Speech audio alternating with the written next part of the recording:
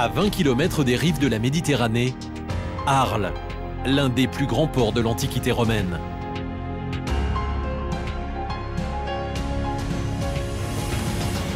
Septembre 2007, en face du centre historique, dans le lit du Rhône, des vestiges extraordinaires sont mis au jour.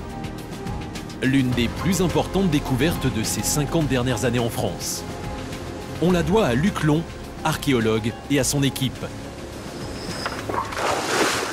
Ils appartiennent au Drasme, l'organisme public spécialisé dans les fouilles sous-marines.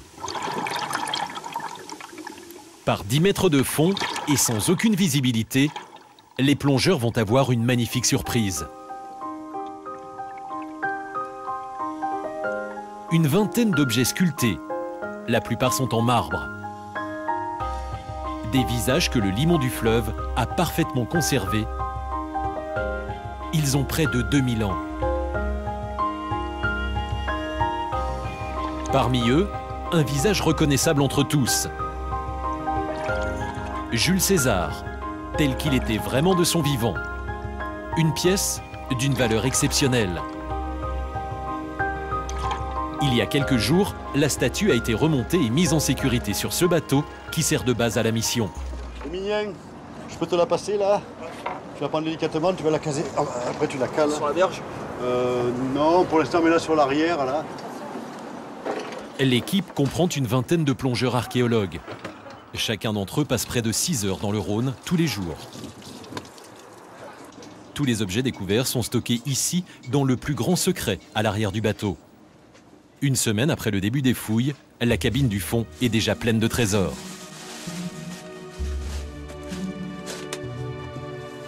Des marbres antiques, entiers ou en fragments. Et surtout, le portrait de Jules César. Pour Luc, une pièce d'une valeur historique inestimable.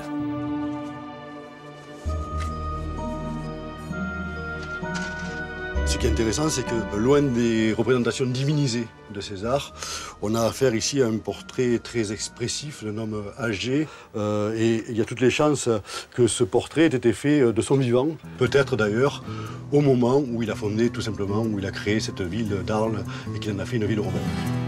En 46 avant Jésus-Christ, Jules César fonde la colonie romaine d'Arles. La ville se dote alors d'un forum, d'arènes, de remparts. Arles est aujourd'hui la ville de France la plus riche en matière d'antiquité romaine. L'ensemble est classé au patrimoine mondial.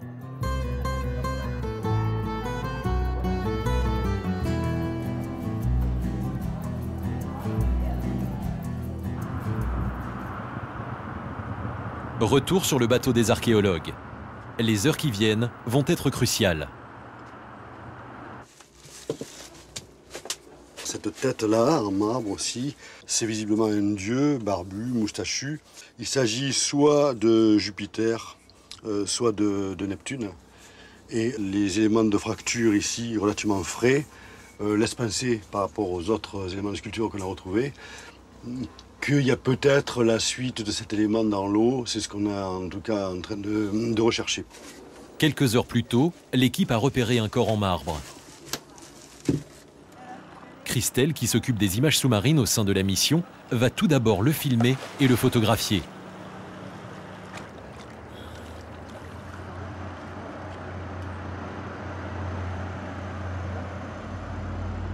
Il se trouve à une vingtaine de mètres de la rive, au milieu de toutes sortes de déchets jetés dans le fleuve.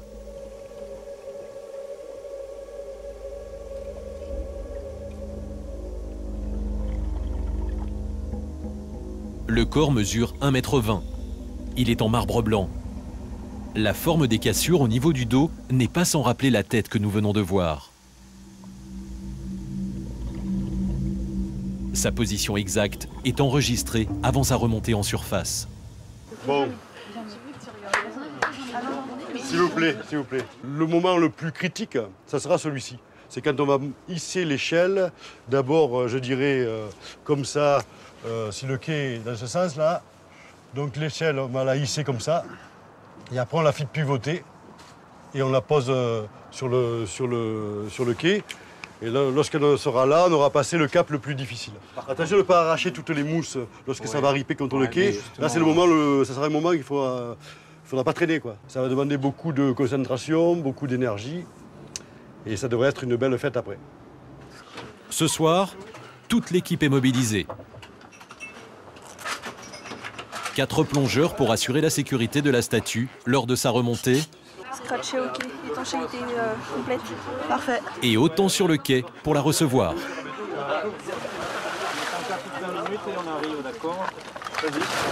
22 h, début de la mission de sauvetage.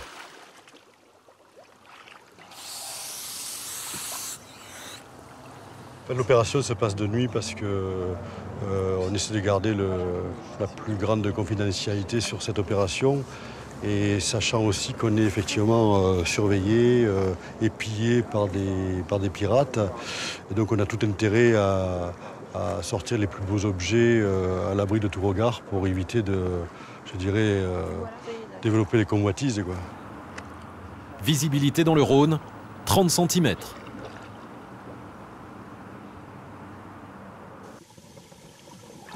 Deux ballons gonflés d'air, on parle de parachute dans le domaine de la plongée sous-marine, sont fixés aux extrémités du berceau. Cela va permettre à la statue de faire surface.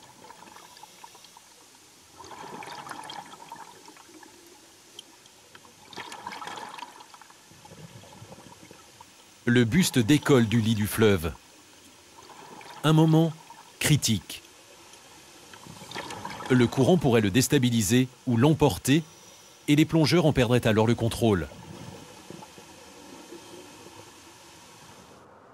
Le courant particulièrement fort dans le Rhône les entraîne un instant avec leur trésor.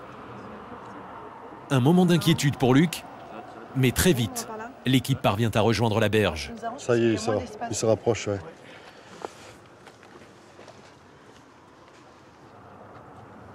Une dernière étape, encore plus délicate. On se repositionne là, les gars? Hisser le corps sur le quai.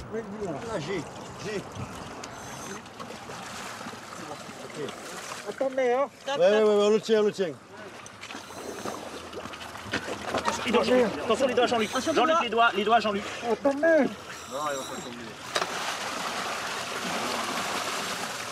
Ok, on peut poser. Vers moi, voilà, posez. Posez. Pose doucement. Attention les doigts. La statue est sauvée. Voilà, il faut enlever les ballons. Elle nous parvient sans une égratignure. Vous nous dites quand vous y êtes, c'est bon? Le bateau se trouve à quelques dizaines de mètres. Ça va, toi? C'est bon pour vous? Attention là. C'est bon, Jean-Max. Oh. Les archéologues sont satisfaits, rassurés que la statue n'ait subi aucun dommage. Mais il reste encore une interrogation. Alors, c'est l'instant de vérité. Cette tête, découverte quelques jours plus tôt, va-t-elle trouver sa place sur le corps?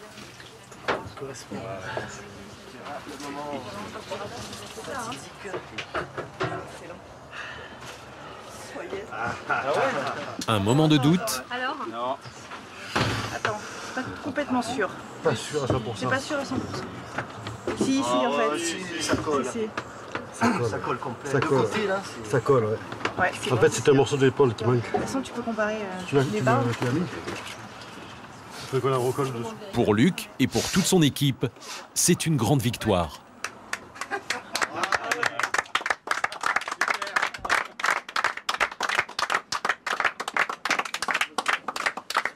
C'est Jupiter, je pense.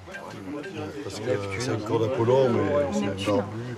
Ou un Neptune, en effet. Neptune ou Jupiter, un des deux. C'est sûr. Le problème, c'est qu'il n'a pas d'attribut. S'il avait un trident ou s'il avait la foudre ou un aigle, on pourrait dire c'est l'un ou l'autre, sûr. Tant qu'on n'a pas trouvé un attribut, on ne peut pas le déterminer vraiment définitivement. Quelle époque? Premier ou plus tard. On a vraiment Les pupilles ne sont pas incisées. Et en plus, l'aspiration, elle est plutôt hellénistique. Moins hellénistique. C'est superbe. Luc et son ami Eric, professeur d'histoire de l'art, s'interrogent. Jupiter, Neptune, c'est un dieu, mais ils ignorent encore lequel.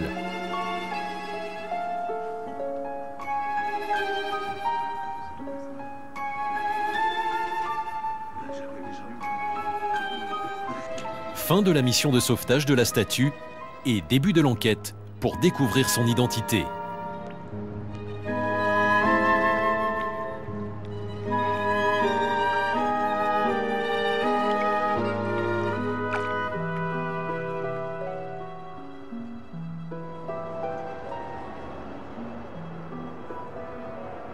Trois jours plus tard, Luc et Eric ont trouvé la solution.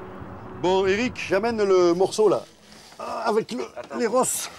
Grâce à un autre fragment découvert quelques jours plus tôt et qui correspond à la cuisse de la statue. C'est une découverte que vous avez faite? Oui, c'est Eric hier, là, on était en train de parler de genoux de notre Jupiter. Et en fait, on s'est rendu compte que ça colle, mais alors, pile poil, voilà. Bon, il manque un petit éclat, mais ça y est, on a retrouvé la cuisse de Jupiter. Et le problème, c'est que c'est pas Jupiter. Et que c'est pas Jupiter. Parce que du coup, En le retournant, qu'est-ce qu'on a? Ce qu'on avait déjà remarqué d'ailleurs. Ouf. C'est qu'on a un Eros qui chevauche un dauphin. Et conclusion. Sa conclusion, c'est le frère de Jupiter, c'est Neptune. C'est Neptune. C'est le Neptune qui trouve sa place Au bord du Rhône. tout logiquement au bord du Rhône. Dans un contexte Top, de marin et de bateau. On est les plus forts. Ça. Luc n'a plus qu'une idée en tête. Trouver les éléments manquants pour compléter la statue. Le jour même, les plongeurs lui signalent un fragment qui pourrait appartenir au Neptune. Il part aussitôt à sa rencontre.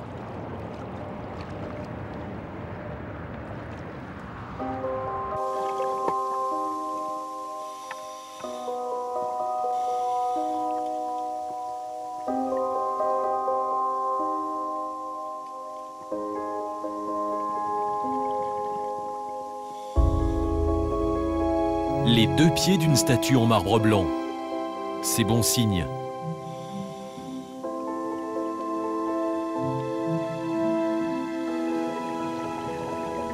Autre bonne nouvelle, le piédestal est inscrit.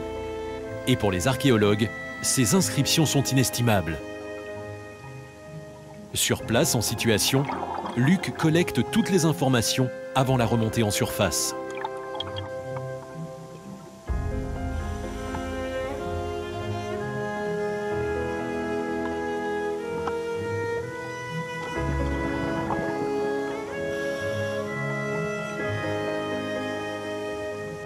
Décollez-le.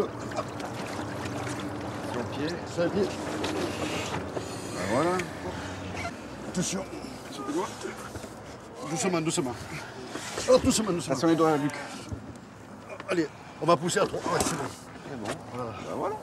2 et 3. Ah, ça va. Luc va aussitôt tenter de le reconstituer. Du piédestal. On va le mettre. Oh, attendez.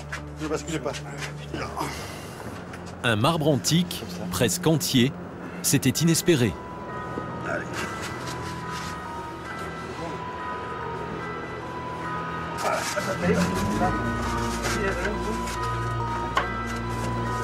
Les fragments collent.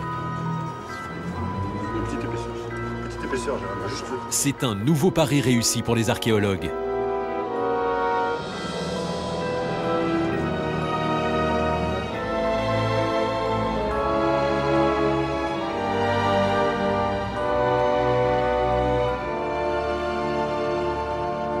C'est une pièce de musée que Luc et Eric vont pouvoir dater avec précision.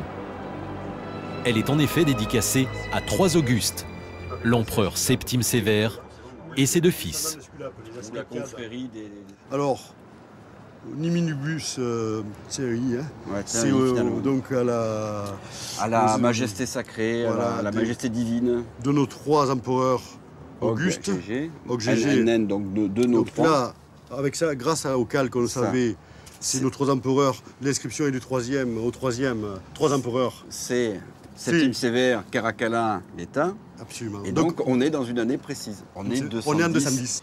Et là, c'est aussi rarissime de pouvoir dater quelque chose à l'année près, quoi. Ouais. Et alors, attends, 210, début 3e, la statue n'a pas trop souffert, elle n'est pas usée, elle a été cassée lorsqu'elle est tombée à l'eau. 40 ans après, vers 250 ou 245, première destruction, première invasion, le quartier est saccagé. On pourrait penser que ça, c'est fait en 210, et qu'en 245-250, elle est saccagée. Elle est mise à l'eau. Elle est saccagée par des invasions, il y a des barbares, des mal barbares, identifiés, ouais. quoi, mais bon, c'est une possibilité.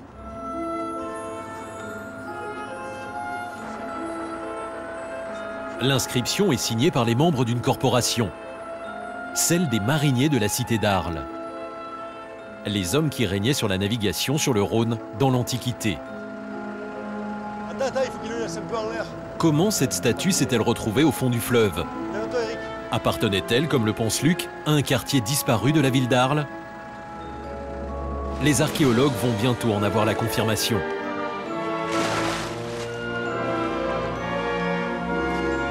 Dans les jours qui suivent, des vestiges d'un autre type sont découverts dans le Rhône. Des éléments d'architecture qui confirment la théorie de Luc. Il y a 70 kilos. Stèles, fragments, bases de colonnes. À l'époque romaine, sur cette rive du fleuve, les constructions étaient riches et nombreuses. De la rive gauche, on connaissait le patrimoine antique. Rive droite, là où ont lieu les fouilles, jusqu'à présent, c'est presque l'inconnu. Ici, l'histoire s'écrit en direct. Ce matin, toute l'équipe est mobilisée.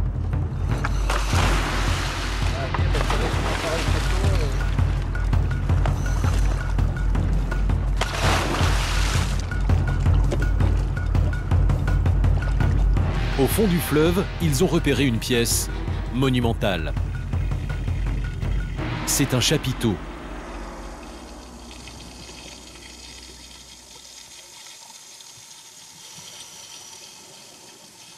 Première étape, le dégager en aspirant les gravats qui l'emprisonnent. Pour cela, les plongeurs disposent d'un aspirateur très puissant. Le chapiteau, un énorme bloc de calcaire, va remonter avec un parachute gonflé d'air. Une erreur de manipulation et il pourrait écraser un plongeur. C'est pourquoi Luc les rappelle en tapant sur les quais. À ce signal, ils doivent immédiatement sortir de l'eau. Étape suivante, le chapiteau est tracté par le Zodiac. Monte, monte, monte. Luc est inquiet. Du coup, le chapiteau est à combien de mètres sous la surface? Il y a 3 mètres. 3 mètres. Trop proche du lit du fleuve, le chapiteau pourrait heurter le sol et se briser.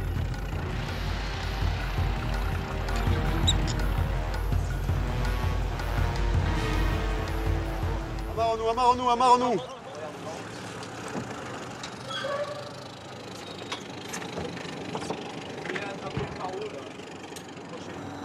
Ok, c'est bon, il a.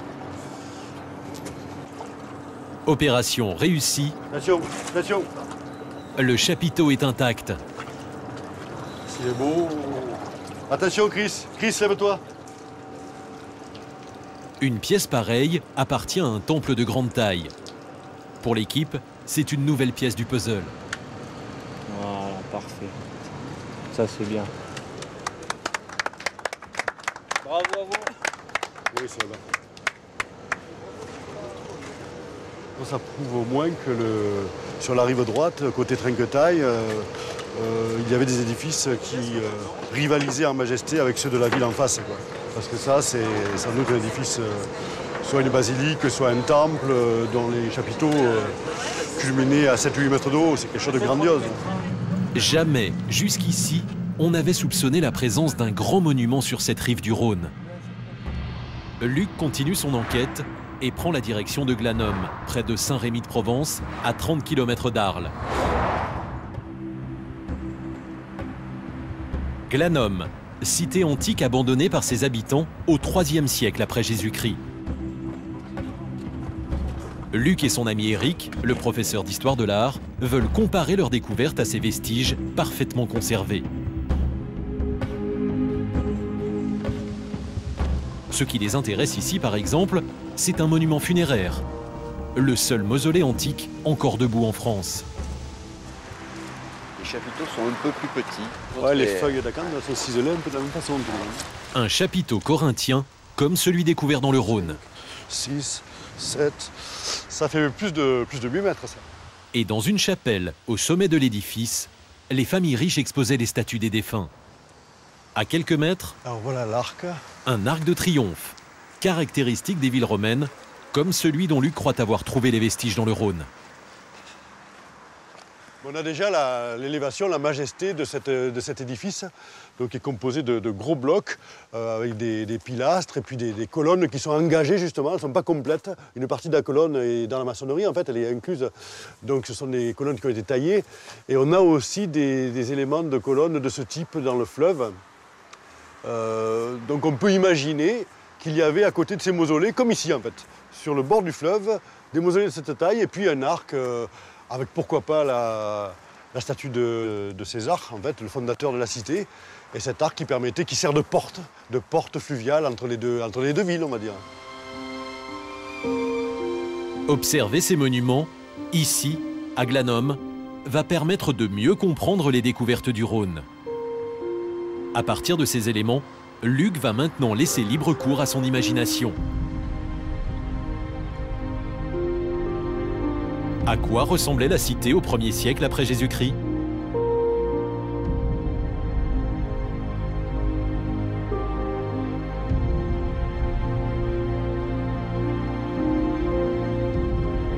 Retour en Arles pour une première esquisse du quartier disparu sur la rive droite du Rhône.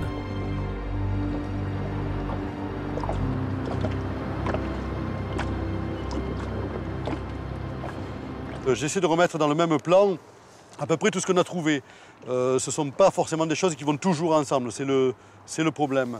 Moi, j'imaginerais bien cet arc du Rhône devant un débarcadère d'un grand bac qui faisait la jonction entre la rive droite et la ville pour justement permettre à des grands navires de traverser avec leurs passagers. Enfin, c'est une hypothèse, mais... À partir des dessins de Luc, on peut imaginer ce qui se trouvait ici même il y a 2000 ans. Le port antique d'Arles et ses hangars à bateaux, des entrepôts où les esclaves chargent et déchargent des milliers d'amphores venus de tout l'Empire romain. Un peu plus au nord, des temples et des villas construits par les grandes familles de la cité, des commerçants, des armateurs, des magistrats.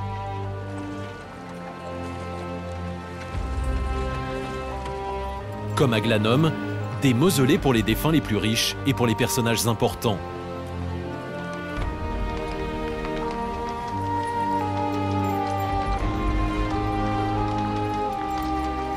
La jeune fille dont le buste a été découvert dans le Rhône prenait sans doute place dans une chapelle, un édicule dans le vocabulaire de l'époque.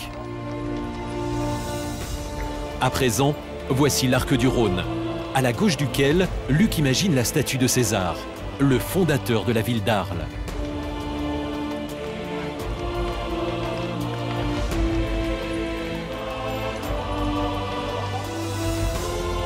L'arc du Rhône fait face au fleuve. Dans l'esprit de Luc, les Arlésiens traversent le Rhône à cet endroit.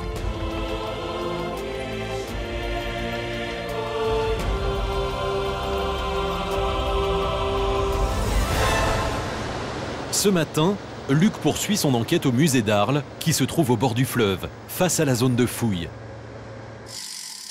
Il doit retrouver la statue de Neptune. Benoît Coignard, restaurateur d'art, fait une première tentative d'assemblage. Sous le regard de Claude Sintès, le directeur du musée. Descends encore un tout petit peu. Hop, stop, stop, stop, là on va être en appui. Cela va permettre à Luc de se faire une idée plus précise de la place et la fonction de la statue. Je découvre sa, on va dire, majesté verticale maintenant, parce que je l'avais vu coucher en morceaux.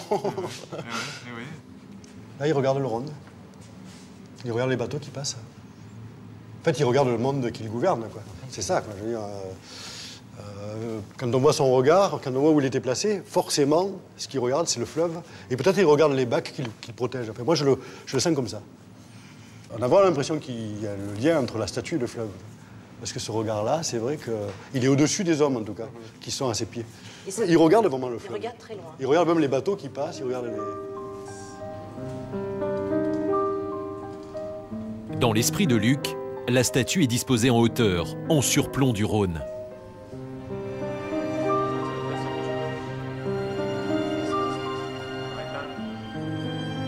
Le Neptune protège les marins qui prennent la direction de la Méditerranée et ceux qui remontent vers l'Europe du Nord. Le tableau de la rive droite du Rhône se précise. Luc imagine la statue à un endroit stratégique, à l'entrée d'un temple qui lui est dédié.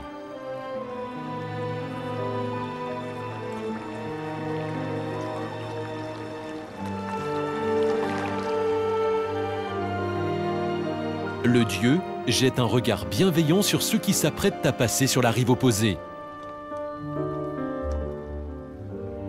Le Rhône est en effet le fleuve le plus profond et le plus dangereux d'Europe. Les mariniers d'Arles proposent leurs petites embarcations pour la traversée des marchandises et des personnes.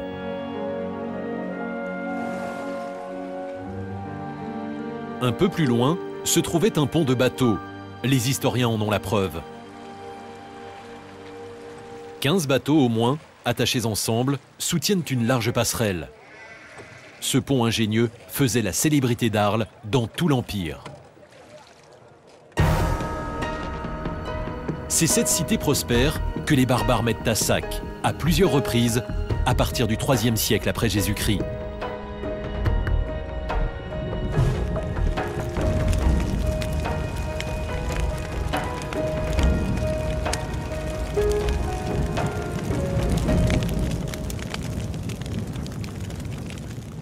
Et ce matin, les archéologues croient avoir trouvé de nouveaux vestiges de ces terribles destructions.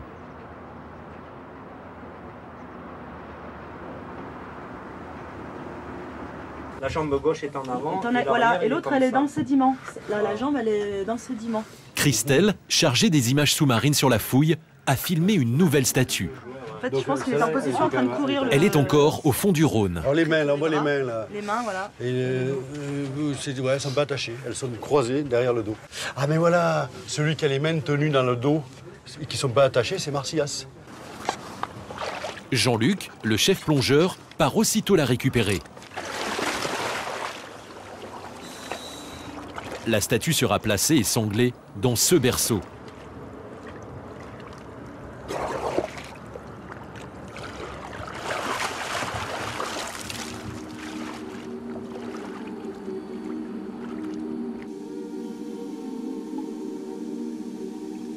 Elle mesure 75 cm. Et la grande nouveauté, c'est qu'elle n'est pas en marbre, mais en bronze.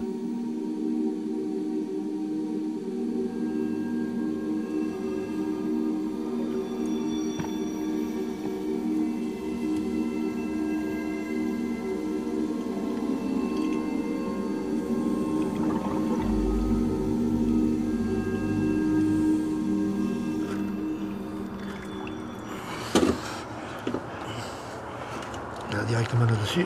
Ouais. Alors, verdict. Marsyas, pas Marsyas, guerrier captif, un esclave. Magnifique. Il est magnifique, Luc. Plutôt Marsyas parce qu'il est vraiment de qualité. Il est trop beau pour être un barbare.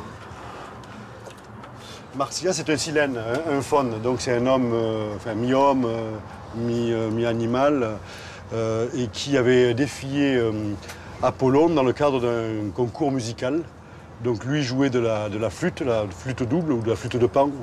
On peut l'associer aussi à Pan. Et évidemment, le dieu Apollon et sa cithare a gagné le concours. Et du coup, la peine encourue par celui qui avait été vaincu, en l'occurrence Marsyas, était d'être écorché vif.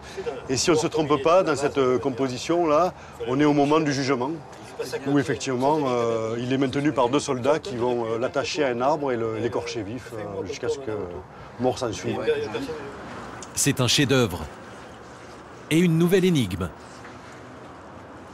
Un bronze antique, c'est une découverte exceptionnelle, rarissime, car le bronze est un métal précieux dans l'Antiquité. Il est souvent fondu pour être réutilisé. Alors, comment cette statue de Marsyas s'est-elle retrouvée au fond du fleuve ? Pourquoi n'a-t-elle pas été récupérée ? En attendant d'en savoir plus, il faut immédiatement la protéger. Pour éviter la corrosion, les archéologues l'immergent dans de l'eau douce jusqu'à son départ pour les ateliers de restauration. La statue est maintenant à l'abri. Mais ce n'est pas le seul bronze que l'équipe va découvrir. Un autre chef-d'œuvre apparaît au fond du Rhône. Un visage féminin, délicatement sculpté. C'est une victoire, la déesse symbole de la puissance des armées romaines.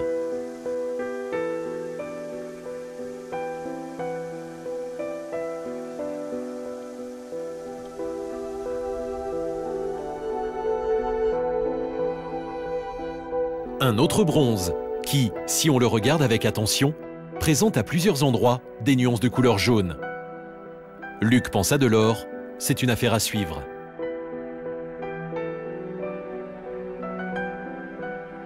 La victoire et le Marsyas, deux éléments de plus pour la cité que Luc a dans son esprit. La victoire devait avoir sa paire. Deux hauts reliefs sont adossés à l'arc du Rhône, pas loin de la statue de César.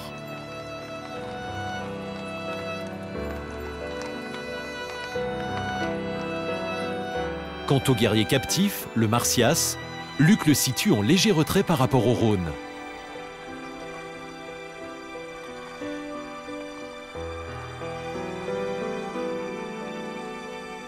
Dans un jardin public pourrait se trouver une fontaine ornée de personnages de la mythologie grecque. Le symbole de la victoire des Romains sur les peuples barbares.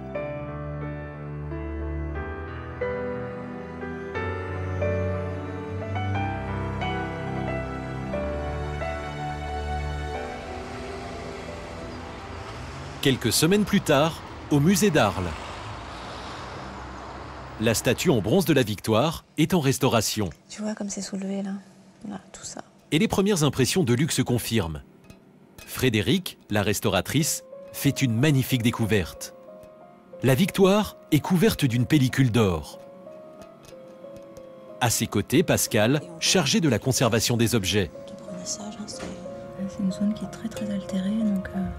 Jour après jour, elle découvre la statue en retirant la couche de corrosion, résultat des siècles passés dans le Rhône.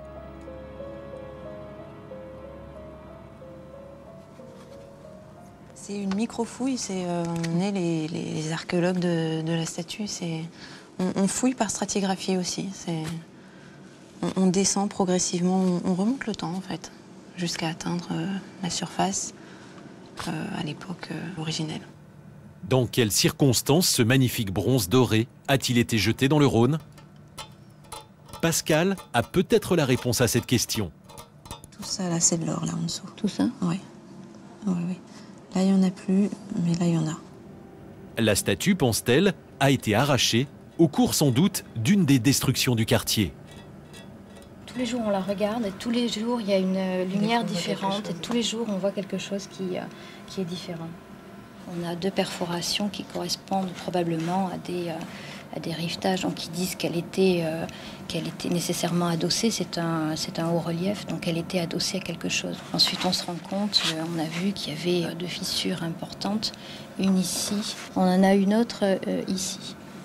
Donc ça nous a éventuellement laissé supposer qu'effectivement, à un moment donné, il y avait eu un mouvement de levier extrêmement violent pour l'arracher, ou en tout cas pour la soulever, qui éventuellement avait pu produire cette rupture mécanique dans la matière ici. Oui, je pense que c'est deux traces.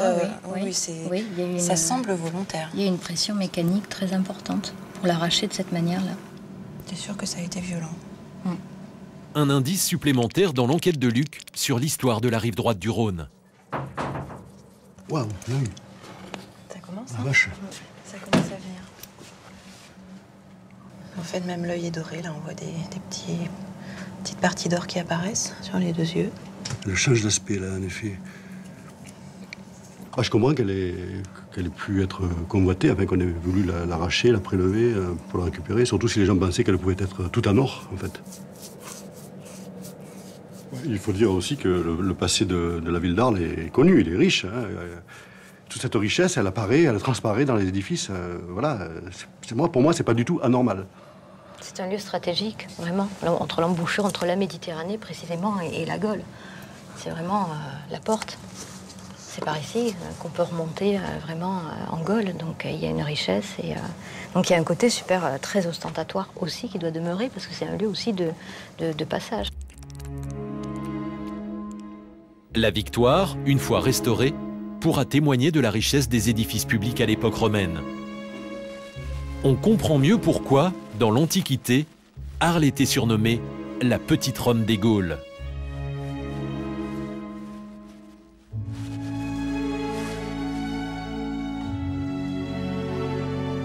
Retour sur le Rhône. Aujourd'hui, c'est le dernier jour des fouilles. Les plongeurs ramènent une nouvelle pièce en bronze. Ouais, magnifique.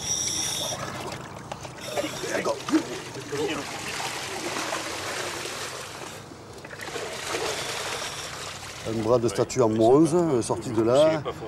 La main comme ça. Il tient rien apparemment, à moins que, faut voir. En tout cas, c'est une statue grandeur nature.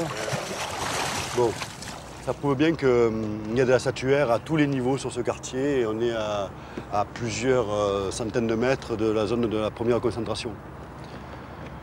Donc il y a du travail pour les années à venir, je crois.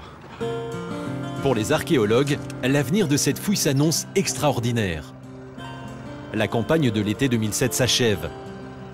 Luc va maintenant avoir le temps de se consacrer totalement à l'étude de la pièce maîtresse de cette fouille, une pièce que l'équipe a découverte il y a maintenant 2 mois.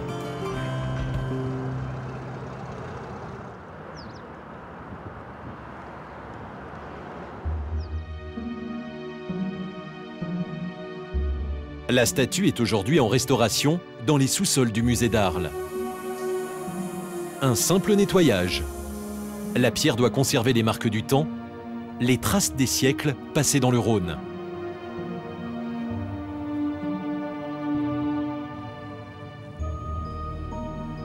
Le personnage est célèbre dans le monde entier, son image reconnaissable entre toutes. Et pourtant, il reste un doute sur sa véritable identité. Jules César est-il vraiment Jules César? Luc en est persuadé. Il faut maintenant en avoir la preuve. Il existe une vingtaine de portraits attribués au dictateur, tous réalisés bien après sa mort.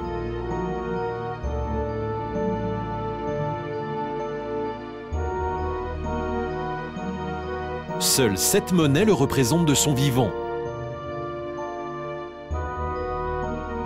ainsi qu'un buste exposé au musée de Turin.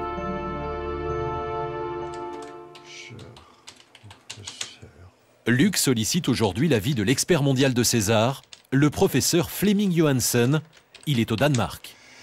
Vous avez des doutes encore? Non, mais c'est quand même d'attendre maintenant la confirmation. Et puis, de toute façon, en fait, oui, on a toujours des doutes. Il y a toujours un doute méthodique parce qu'il peut y avoir des gens qui... On n'a pas tous les portraits romains, tous les personnages importants, et donc il y en a qui se ressemblent un peu. Et il y a eu des chauves à toutes les époques. Enfin bref, quoi, je veux dire, il y en a peut-être un que j'ai pas vu, quoi. Il y a un général que j'ai pas vu, qui existe et qui lui ressemble. Et... Bon, enfin, cela dit, un portrait de César à Arles, dans le Rhône, celui-là, il est beau, il est pas mal. Envoyé. Allez, c'est parti. 3 semaines plus tard, Luc va chercher le professeur à son hôtel. Il est évidemment très nerveux, car aujourd'hui, il joue gros.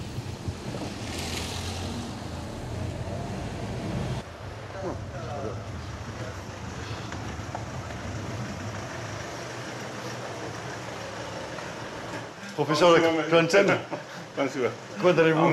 Très bien. Je suis, C'est un plaisir de vous voir. Vous êtes arrivé hier soir, pas de problème, pas trop fatigué pendant la route? Beaucoup de soleil. Bon.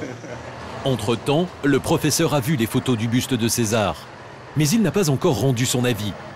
Claude, bonjour. Salut Luc. Ça va? Ça va bien, mon vieux? Ouais.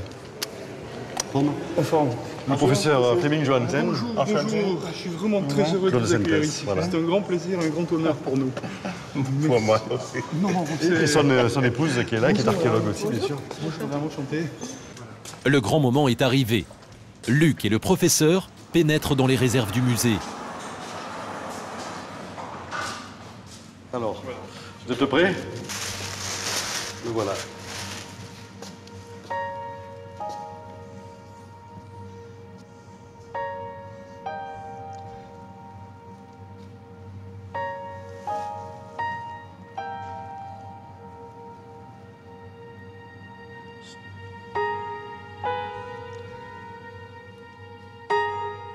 Je pense qu'il faut le voir au profil exactement. Par exemple. Un moment de suspense. Le professeur Johansen observe le buste de César sous tous les angles. Il vérifie, s'attache à tous les détails. Et la mèche ici est plus longue que sur tout ce que l'homme. Non. Et finalement, il livre son verdict. C'est vraiment la première portrait de César trouvé jusqu'à maintenant. C'est une grande trouvaille. C'est une grande extraordinaire.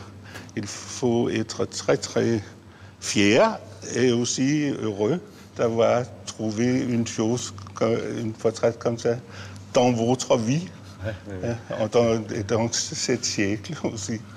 D'avoir une vraie, pas une falsification, une faux, une portrait de César de 100 ans. C'est extraordinaire. Cette visite et la confirmation par le professeur de l'identité de la statue ne sont qu'un premier pas.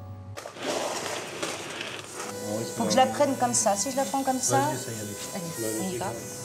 Étape suivante, toujours dans les sous-sols du musée. Un micro-prélèvement de marbre sur le buste du dictateur. Objectif, déterminer la provenance de la pierre, donc de la sculpture. Celle-là, elle est belle. Celle-là, elle est bien.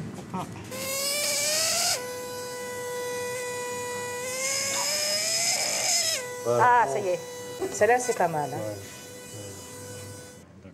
Ok. Ça, c'est bon. Hein. Voilà. L'échantillon prend ensuite le chemin de Paris. Université, Pierre et Marie Curie, laboratoire de géologie. Les cristaux de marbre sont étudiés de très près.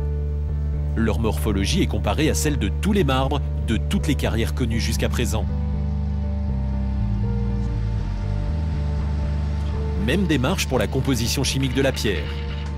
Réduite en poudre, elle est analysée et fait l'objet des mêmes comparaisons. L'enjeu est de taille.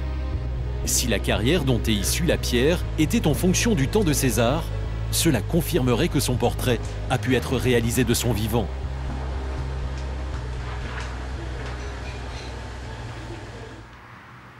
Quelques semaines plus tard, retour au musée d'Arles. Un dernier examen visuel va permettre de trancher entre un marbre de Turquie ou un marbre des Pyrénées.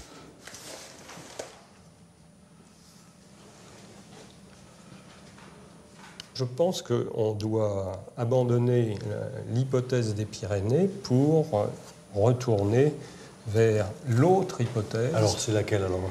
L'autre hypothèse, c'est la Phrygie, l'Anatolie, donc la Turquie. D'accord. La Turquie actuelle, qui était la Grèce. Bien sûr, eh oui. Très bonne nouvelle pour Luc. Trop fort, trop bon. Excellent.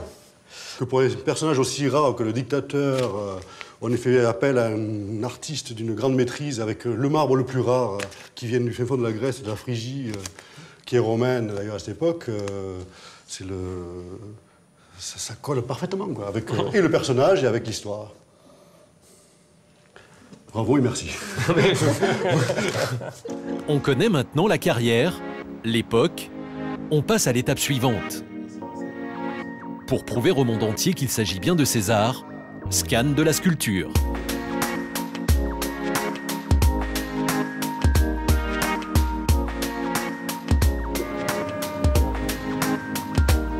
Ça marche.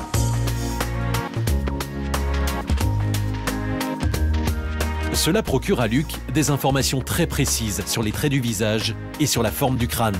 Si je regarde le portrait, je ne verrai pas bien la chevelure, ça se distingue mal sur le marbre. Et là, tout est fait avec une infinité de petits détails qui rendent tout lisible à la fois. À ce sujet, César a des caractéristiques qui n'appartiennent qu'à lui. Un peu trop penché dans mon sens, mais fais-le venir un peu vers moi. Mais non, là c'est trop. Fais-le tourner dans l'autre sens. Et là, en fait, voilà, on peut faire comme la partie gauche du crâne. Là, ça se voit à l'œil nu, quoi. Je veux dire, la symétrie ici entre cette partie-là qui est plus enflée que celle-ci, qui est plus proéminente en fait. Donc en fait, le visage ici est déformé et c'est visible à l'œil nu. Il faut qu'on arrive à le mesurer maintenant. Et ça correspond tout à fait au portrait de Tusculum, donc cette malformation du crâne de César, qui est sans doute dû à un traumatisme à la naissance et qui est la marque de fabrique de César.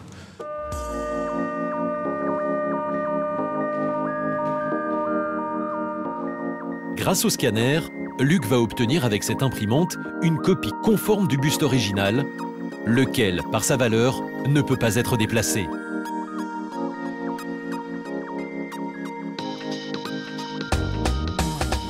Une réplique en résine de la statue.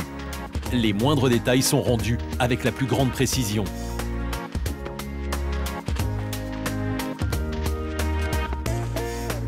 Avec cette réplique, Luc va pouvoir traverser les Alpes. En Italie, il va procéder à l'ultime comparaison. Ce matin, il a rendez-vous au musée antique de Turin où se trouve la statue de César qui fait aujourd'hui référence. Le buste de Tusculum. La dottoressa Gabriele Panto. Ah, sono il dottor Long. Je suis très content de vous rencontrer. Nous allons voir le portrait de César. Je suis venu pour ça, oui, c'est ça, c'est super. Ah oui. Et voilà, César. Voilà. Ah oui. Il est très beau. Découvert au XIXe siècle, il est considéré comme le plus ancien portrait du dictateur, du moins jusqu'à présent. Ah oui, ce qui est incroyable ici, c'est la partie, comme disaient les spécialistes, la kinocéphalie ici. Alors que nous, on voit moins parce que visiblement, il y a plus de cheveux encore. Hein. Je peux le poser là? Oui, bien sûr. Des différences évidentes, mais aussi des points communs. À l'époque romaine, l'art du portrait répond à des caractéristiques très précises pour chaque grand personnage. Luc connaît par cœur les codes utilisés par les sculpteurs pour représenter Jules César. Et il les retrouve à l'identique sur ces deux portraits.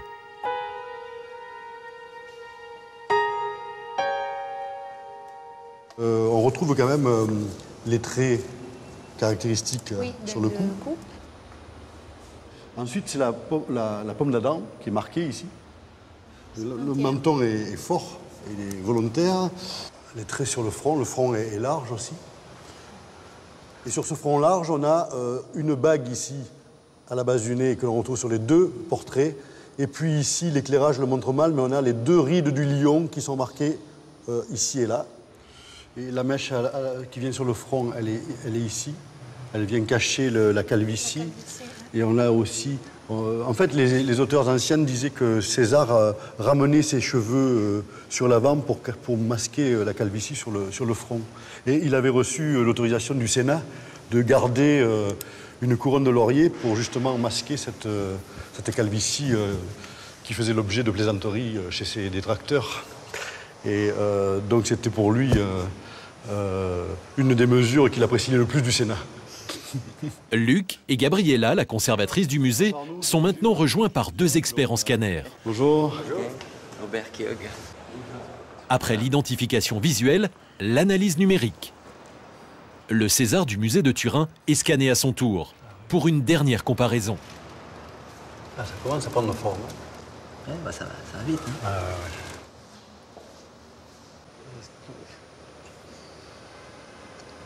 Oh yes. Est-ce qu'on peut les faire baisser la tête vers le bas, comme s'ils regardaient vers le bas, s'ils regardaient leurs chaussures? Vu du dessus. Donc c'est la forme du crâne est la même. Can you turn left a little bit or right? Ou de profil. La forme des lèvres et du menton là. Là, ça se superpose parfaitement. Les deux profils sont très semblables. Donc c'est ça qui, à mon avis, pour moi, est l'élément le plus important. Et qu'ensuite, pour les vues de face, joue la différence, la main de l'artiste qui n'est pas la même, la période qui n'est pas la même, et l'homme qui n'a pas le même âge. Et tout ça peut expliquer aussi qu'on n'ait pas exactement le même portrait, sinon, évidemment, ça serait simple. Mais il y a des différences, et on a, avec le portrait du Rhône, une image de César qui est différente, qui est nouvelle, un César plus jeune, donc un César, une sculpture plus ancienne. C'est en tout cas mon point de vue, c'est en tout cas mon avis. Un buste de Jules César réalisé de son vivant. C'est une découverte historique. Retour en Arles. Aujourd'hui, Luc doit présenter ses découvertes au public pour la première fois.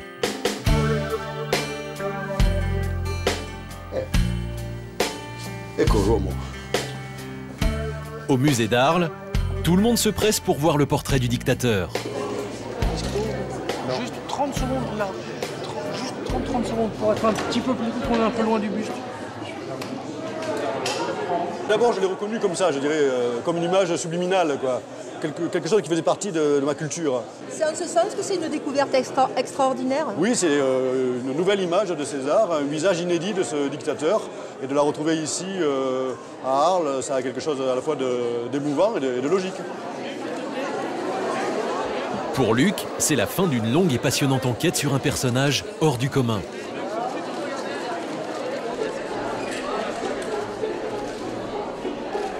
Est-ce que c'est possible de vous reculer encore? Excusez-moi. Est-ce que vous pouvez vous reculer un tout petit peu? Vous reculez un tout petit peu vers le panneau noir. Voilà. Et on peut descendre. Voilà. Un mois de fouilles, plus de 200 objets découverts, dont 45 statues, la plus belle moisson qu'un archéologue puisse espérer.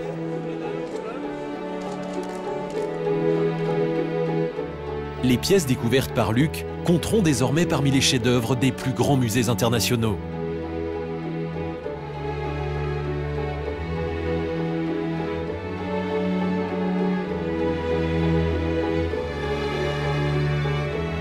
Ils deviendront des symboles de la ville d'Arles, au même titre que ses plus célèbres monuments antiques.